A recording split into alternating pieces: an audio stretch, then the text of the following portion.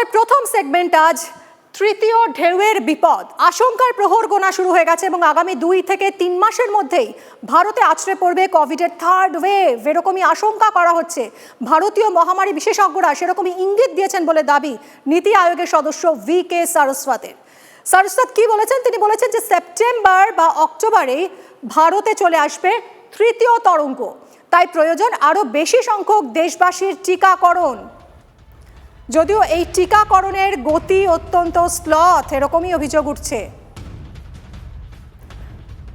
ভারতে কোভিড সংক্রমণের তৃতীয় ঢেউ আসবেই, এরকমই একটা আশঙ্কা করা হচ্ছে। এখন যা পরিস্থিতি সেখান থেকে কিন্তু এই আশঙ্কাটা জোরদার হচ্ছে।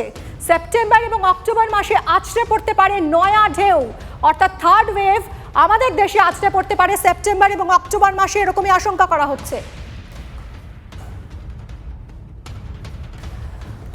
যদিও মনে করা হচ্ছে যে ভ্যাকসিনেশন, প্রত্যেক মানুষকে ভ্যাকসিন দেওয়া কিন্তু অত্যন্ত জরুরি, তাহলেই একমাত্র রিস্ক কমতে পারে এবং এই সংক্রমণের গ্রাফটা কিন্তু নিম্নমুখী হতে পারে। আমরা এই নিয়ে আলোচনা করব। ডক্টর রোহিত কাপুর আমাদের সঙ্গে রয়েছেন এই মুহূর্তে, আর সঙ্গে রয়েছেন আমার সহকর্মী সৌরভ দত্ত। আমি প্রথমে সৌরভ তোমার কাছেই আসি।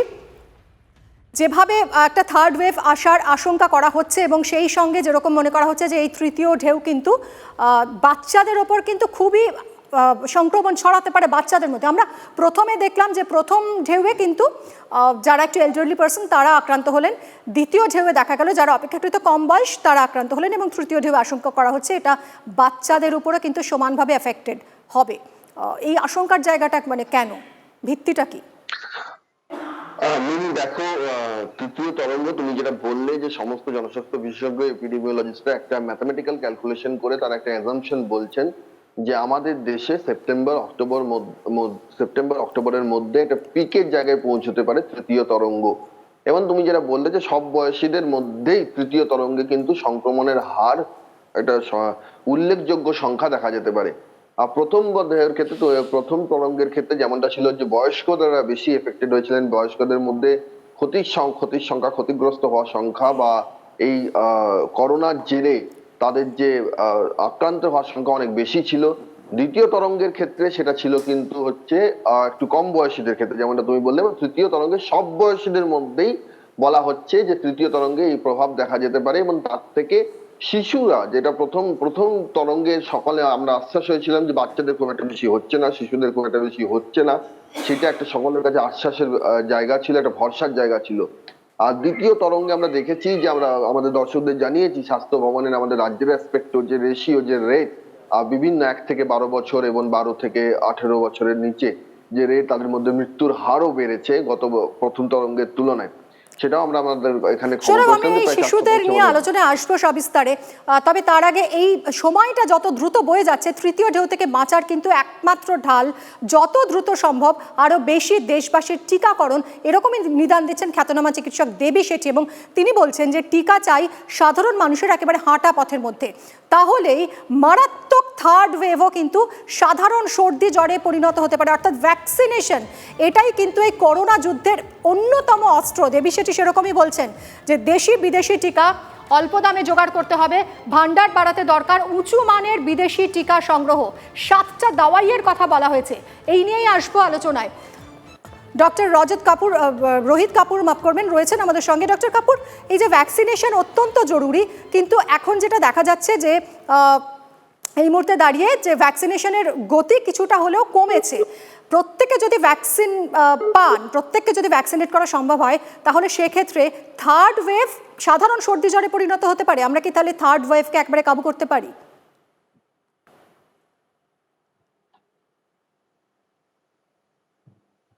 ডক্টর কাপুর, হ্যালো, হ্যাঁ আপনি শুনতে পাচ্ছেন ডক্টর কাপুর? হ্যাঁ, নমস্কার। নমস্কার। ভ্যাকসিনেশন খুবই ইম্পর্টেন্ট। ভ্যাকসিনেশন এই মুহূর্তে আমাদের দেশে যে ভ্যাকসিনেশনের রেট খুবই স্লো ভ্যাকসিনেশন হচ্ছে আর কি, কিন্তু সরকার যেভাবে আমাদের আশ্বাসন দিয়েছেন কি ডিসেম্বরের মধ্যে যত অ্যাডাল্ট পার্সন আছেন সবারই ভ্যাকসিনেশন কমপ্লিট করা হবে, তার জন্য বিভিন্ন রকমের ভ্যাকসিন ওনারা অর্ডারও দিয়েছেন। নতুন কয়েকটা ভ্যাকসিনও আসছে আমাদের দেশে। Vaccination is the only answer. Vaccination করেই কিন্তু আমাদের একটা হার্ড ইমিউনিটি তৈরি করতে হবে। ভ্যাকসিনেশন আপনার যত বেশি হবে তত কিন্তু থার্ড ওয়েভের যে প্রকোপটা ওটা কম হবে, এটাই আমাদের ধারণা। কেন কি কোভিডের একটা ইনফেকশন যদি হয় 3 মাস বা 6 মাসের বেশি কিন্তু অ্যান্টিবডি থাকে না। আমাদের একটা লং টার্ম সলিউশন যদি ভাবতে হয়, যেটা ইউকে, ইউএসএ, ইউরোপ অলরেডি করে দেখিয়েছে, ম্যাক্সিমাম পপুলেশনকে কিন্তু ভ্যাকসিনেট করে দিতে হবে। আমাদের মতন একটা দেশ যেখানে পপুলেশন এতটা বেশি, এটা কিন্তু খুব একটা সহজ ব্যাপার নয়। কিন্তু হ্যাঁ, এই আমাদের সবাই মিলে, সরকার, state government as well as central government, সবাই মিলে কিন্তু এই জিনিসটা খুব তাড়াতাড়ি, খুব শীঘ্রই করতে হবে। ডক্টর কাপুর, যে আশঙ্কাটা করা হচ্ছে, যেটা দিয়ে আমরা শুরুটা করেছিলাম, যে বাচ্চারা এই তৃতীয় ঢেউয়ে তাদের কিন্তু খুব ঝুঁকি থেকে যাচ্ছে, সত্যি কতটা ঝুঁকি থেকে যাচ্ছে বাচ্চাদের?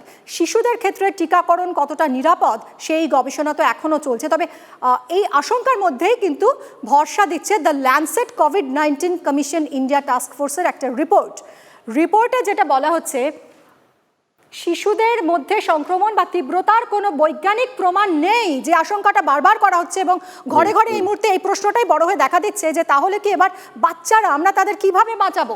সেই সময় the Lancet COVID-19 commission India task force তারা কিন্তু বলছে যে এর কোনো বৈজ্ঞানিক ভিত্তি নেই, যে থার্ড ওয়েভে বাচ্চারা আক্রান্ত হবেই। ঠিক কতটা আশঙ্কার জায়গা রয়েছে, এবার এই নিয়ে আমরা একটু আলোচনা করবো। ডক্টর কাপুরের কাছে যাব। ডক্টর কাপুর, বাচ্চাদের জন্য মানে এই যেটা বলা হচ্ছে যে বাচ্চারা সংক্রমিত হবে, সেটা কতটা ঠিক? এবং বাচ্চাদের জন্য যে ইতিমধ্যেই যে গাইডলাইন তৈরি করেছে কেন্দ্র বা রাজ্য, তার মধ্যে ফোকাল পয়েন্ট কোনগুলো হওয়া উচিত? দেখুন, আমাদের কিন্তু একটা জিনিস বুঝতে হবে, এই জিনিসটা যে বলা হচ্ছে বাচ্চাদের বেশি এফেক্ট করা হবে, পুরো জিনিসটাই কিন্তু একটা অ্যাজাম্পশন, এটা একটা প্রেডিকশন। এরম যে হবেই তার কোনো ঠিক নেই আর কি। আর থার্ড ওয়েভে যে ভাইরাসটা আসবে বেঁচে বেঁচে বাচ্চাদেরই ধরবে, আর কাউকে ধরবে না, সেরম হয় না। এই সেকেন্ড ওয়েভে যেরকম আমরা দেখলাম, নাম্বার অফ পেডিয়াট্রিক কেসেস হ্যাঁ অনেকটাই বেশি বেড়েছিল, কিন্তু কমপ্লিকেশন রেট অনেকটাই কম। নাম্বার অফ কেসেস হয়তো ফার্স্ট ওয়েভ থেকে 10 to 15 টাইমস ছিল, তার জন্যই কমপ্লিকেটেড পেশেন্টও বেড়েছে, তার জন্যই কয়েকটা কমপ্লিকেটেড কেসেস আমরা দেখতে পেরেছি। কিন্তু কথা হচ্ছে, নাম্বার অফ কমপ্লিকেটেড কেসেস বাচ্চাদের, যদি আপনি আমাকে একটা যে কোনো নাম্বার পার্সোনাল এক্সপিরিয়েন্স যেটা বলে, আমি হয়তো অ্যারাউন্ড 60 to 80 বাচ্চাদের কনসাল্ট করেছি, কোভিড পজিটিভ যাদের টেলিকনসালটেশন করেছি, কারোই কিন্তু হসপিটালে যাওয়ার প্রয়োজন পড়েনি। সবাই বাড়িতে থেকেই প্যারাসিটামল, সর্দি কাশির জ্বরের ওষুধ আর বেশি করে জল খেয়েই ভালো হয়ে গেছে। এই জন্য যদি বাচ্চাদের বেশি করে এফেক্ট হয়ও থার্ড ওয়েভে, এটা আমরা মেনেও নিলাম, কিন্তু কমপ্লিকেশন যে বেশি হবে এটা এতদিনে কিন্তু দেখা যায়। এবার যেটা আপনি বলছেন, এটা কিন্তু অলরেডি অনেক কান্ট্রিজে, যেটা বাইরের কান্ট্রিজে, ইউকে, ইউএসএ তে আপনার থার্ড ওয়েভ শুরু হয়ে গেছে, কিন্তু ওখানেও এরকম দেখা যাচ্ছে না যে বাচ্চাদের বেশি করে ধরা হচ্ছে। বাচ্চাদের বাঁচানোর কিন্তু খুব সহজ উপায়, যেটা আমরা আগে থেকে জানতাম, social distancing, mask and sanitisation, এটা তো আছেই। কিন্তু আর দুটো যে ইম্পর্টেন্ট কথা, একটা হচ্ছে বাড়িতে সবাইকে ভ্যাকসিনেটেড হয়ে যেতে হবে। বাড়িতে যত বড়রা আছে তাদের থেকেই তো বাচ্চারা ইনফেক্ট হয়, এই জন্য বাড়িতে যারা অ্যাডাল্ট আছে তাদের কিন্তু ভ্যাকসিনেশন নিয়ে নিতে হবে। আর সেকেন্ড যেটা কথা হচ্ছে, যদি কোনো মা ব্রেস্ট ফিডিং করে, তাহলে অতি অবশ্যই মাকেও কিন্তু আপনার কোভিড ভ্যাকসিনটা নিতে হবে। তাতে কি হবে, যে মার বডিতে ইমিউনোগ্লোবিন তৈরি হচ্ছে, অ্যান্টিবডি তৈরি হচ্ছে, ওটা ব্রেস্ট মিল্কের থ্রু দিয়ে বাচ্চার কাছেও যাবে আর বাচ্চাকেও একটু প্রোটেকশন দেবে। এই দুটো জিনিস আমাদের মাথায় রাখতে হবে। বাচ্চাদের ভ্যাকসিনেশন নিয়ে যেটা বলতে চাই, ওটা এক্ষুনি যদি বলেন কি কতদিনে শুরু হবে, কতদিন লাগতে পারে, এখন টাইম আছে, হয়তো 6 মাস আরো লাগবে। এই আজ থেকেই কলকাতাতেও আমাদের হসপিটালে, ইনস্টিটিউট অফ চাইল্ড হেলথে শুরু হচ্ছে ভ্যাকসিনেশনের যে আপনার যে প্রজেক্টটা, এইমসেও শুরু হচ্ছে। এই জিনিস টাইম লাগবে, আপনার 6 মাস হয়তো টাইম লাগবে, তারপরে হয়তো বাচ্চাদের ভ্যাকসিনেশনটাও শুরু করা যেতে পারে। ডক্টর কাপুর, এর মধ্যে একটা ভালো খবর, আমি আবারও আসবো আপনার কাছে। এই বাচ্চাদের আক্রান্ত হওয়ার খবর যখন আমরা ভাবছি, এই নিয়ে যখন আমরা ভাবনা চিন্তা করছি, সেই সময় একটা ভালো খবর দিই আপনাদের। কোভিড আক্রান্ত এক শিশু, তার মাত্র 26 দিন বয়স, কি বলবো আর, মানে একেবারে একরত্তি 26 দিন বয়সী সেই শিশুকে কিন্তু সে কোভিড আক্রান্ত হয়েছিল, সেই শিশুকে কোভিড মুক্ত করে বাবা মায়ের কাছে ফিরিয়ে দিয়েছেন বর্ধমানের এক বেসরকারি হাসপাতালের চিকিৎসকরা। এবং জন্মের পরপরই ওই শিশুকে অক্সিজেন সাপোর্ট দিতে হয়, এরপর ওই শিশুকে ভেন্টিলেশনে রাখতে হয়, সেজন্য তাকে কলকাতায় নিয়ে আসা হয়, কারণ বর্ধমানে সেই ইনফ্রাস্ট্রাকচার ছিল না। কলকাতায় নিয়ে আসার পর এনআরএস হাসপাতালে, সেখানে একাধিক হাসপাতালে তার আগে ঘুরতে হয় ওই শিশুকে নিয়ে অভিভাবকদের, এবং তারপর এনআরএস সহ একাধিক হাসপাতালে ঘুরে ওই শিশুকে ভর্তির ব্যবস্থা কিন্তু করা যায়নি। শেষমেশ বর্ধমানের ওই বেসরকারি চিকিৎসা কেন্দ্রেই যোগাযোগ করে শিশুর পরিবার, এবং সেখানে আশঙ্কাজনক অবস্থায় শিশুটির চিকিৎসা শুরু হয়। মায়ের থেকেই করোনা সংক্রমণ হয়েছিল ওই শিশুটির, তার রক্তচাপ ছিল খুব কম, ফুসফুসও অনেকটাই ক্ষতিগ্রস্ত হয়েছিল। চিকিৎসকদের চেষ্টায় কিন্তু ওই শিশু সম্পূর্ণ সুস্থ হয়ে উঠেছে। নিঃসন্দেহে এটা একটা ভালো খবর। দেখা যায় যে তার করোনার অ্যান্টিবডি হাইলি পজিটিভ, এবং পরবর্তীকালে তার মায়েরও তখন করোনার অ্যান্টিবডি আমরা টেস্ট করি, দেখি হাইলি পজিটিভ। তো তার অন্যান্য উপসর্গ দেখে আমরা সন্দেহ করি যে এটা multi system inflammatory syndrome in children, MISC। এটা এক ধরনের কোভিড কমপ্লিকেশন ইন চিলড্রেন যেটা হয়। তো নিউবর্নে সচরাচর দেখা যায় না, কিন্তু আমরা যেটা দেখলাম যে রেয়ারলি নিউবর্নেও কখনো কখনো MISC দেখা যাচ্ছে। তো সেই কোভিড কমপ্লিকেশন MISC নিয়ে প্রেজেন্ট করে, এবং তার MISCর যা যা মার্কার সেগুলো সব পজিটিভ আসে, এবং তাকে তার যা যথাযথ চিকিৎসা সেগুলো দেওয়া হয়, দিয়ে এখন সে সুস্থ